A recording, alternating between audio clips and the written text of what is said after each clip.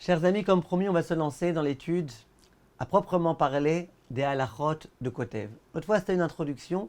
Maintenant, on rentre dans le vif du sujet. L'exemple dont on va parler aujourd'hui, même s'il n'est pas super fréquent, ça va être un exemple modèle.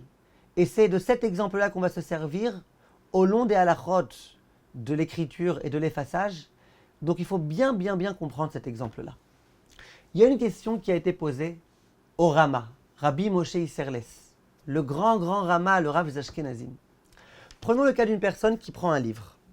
Il a un livre, et sur la tranche du livre, il écrit par exemple son nom et prénom. Makhlouf Ben Hamou. Il écrit son nom et son prénom. Maintenant, donc ça a été écrit avant Shabbat. Jeudi, vendredi, mercredi, quand on veut, on a écrit. Maintenant, qu'est-ce qui va se passer? À chaque fois que je vais ouvrir mon livre, le fameux Makhlouf Ben Hamou, là, il va s'effacer. Puisque imaginez que j'écris sur tout ça Makhlouf Ben Hamou. Donc quand j'ouvre maintenant, il n'y a plus écrit Makhlouf Ben Hamou. Tu ne peux plus réussir à lire le Makhlouf Ben Hamou. Maintenant, quand je vais refermer mon livre, d'un coup, le haut de la tranche va retrouver le bas. Il va être à nouveau écrit Makhlouf Ben Hamou. Question, est-ce qu'il y a un problème d'écriture ou d'effaçage lorsque j'ouvre et que je ferme mon livre? Est-ce qu'on dira quand tu ouvres, tu effaces quelque chose qui a été écrit, et quand tu fermes, tu écris quelque chose? Voilà la question qui a été posée au Rama. J'espère que vous avez bien compris la question. Le Rama, Rabbi Moshe Isserles, autorise. Et il autorise pour deux raisons. C'est bien important de comprendre les deux raisons. Parce qu'il y a beaucoup de choses, comme je vous disais, qui vont découler de cela. Première raison pour laquelle le Rama autorise, il dit c'est quoi écrire? Écrire, c'est former une lettre. Écrire, c'est prendre de l'encre, prendre une feuille et écrire quelque chose. Au début, tu n'avais rien, tu n'avais que de l'encre qui était contenue dans une cartouche. Et maintenant, qu'est-ce que tu fais? Tu écris. Tu écris un A, un B, un Aleph, un Bet. Par contre, dans ce cas-là, les lettres, elles étaient déjà écrites. Quand ça? Avant Shabbat. Qu'est-ce que tu fais là? Uniquement, tu les rapproches et tu les écartes l'une de l'autre. T'es mekarev et t'es marrik pour prendre les termes hébraïques. Tu rapproches de l'encre qui était déjà écrite, qui constituait déjà avant Shabbat une lettre, un mot. Tu rapproches et tu écartes. Est-ce qu'on peut dire que rapprocher et écarter, c'est un interdit? Est-ce qu'on peut dire que si jamais j'avais deux demi-lettres, que juste je les rapproche l'une de l'autre et ça reconstitue une seule, ça s'appelle écrire? C'est pas ça écrire. Écrire, c'est prendre un stylo et former une nouvelle lettre. Ça, c'est le premier argument du Rama. Donc le Rama, il dit, lorsque j'ouvre mon livre, je ne suis pas en train d'effacer. Je suis en train d'écarter des choses. Et d'ailleurs, ça continue, ça reste. Parce que le même là de Makhlouf qui est effacé, il n'est pas complètement effacé. Il se trouve sur l'autre côté. Deuxième argument que donne le Rama dit quelque chose de très intéressant. Il dit, vous vous êtes jamais posé la question, quand vous ouvrez une porte et que vous fermez pendant Shabbat, est-ce qu'on va dire que vous êtes en train de construire ou de détruire? A priori, c'est ce qui se passe. Imaginez par exemple que la porte, je la fermais pour toujours et que je mettais là-bas du ciment. Ça s'appelle que tu construis quelque chose. Tu avais une porte, tu avais une ouverture, et maintenant tu la fermes, tu la condamnes. Ça s'appelle construire. Mais de la même façon, imaginez que j'ai un mur tout rempli, et puis le jour de Shabbat, je fais une ouverture. Ça s'appelle que tu as détruit. Donc là, pareil, à chaque fois que j'ouvre une porte, je suis en train de détruire.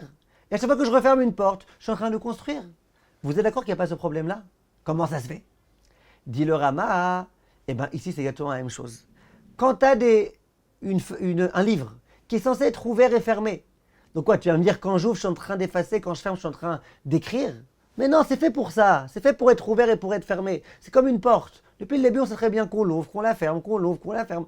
Donc quand tu l'ouvres ou que tu la fermes, tu n'es pas en train de procéder à un interdit. Là, pareil. C'est fait pour être ouvert et pour être fermé. Voilà les deux arguments du Chafetz Chaim. Du Rama. Il y a des poskim qui n'ont pas été d'accord avec le Rama. Il y a des poskim, le Chazon Ish, il n'a pas été d'accord. Certains, le Levouche et compagnie. Il y a des poskim qui n'ont pas été d'accord avec le Rama. Alors, qu'est-ce qu'on fait en pratique? Écoutez bien ce que le Chafetz Chaim nous dit. Le Chafetz Chaim dit, le mieux tout d'abord, c'est de faire attention quand tu as des livres, de ne pas écrire ton nom sur la tranche du livre. Tu veux écrire en première page, écris, il n'y a aucun problème. Là, tu fais rien, tu effaces à aucun moment.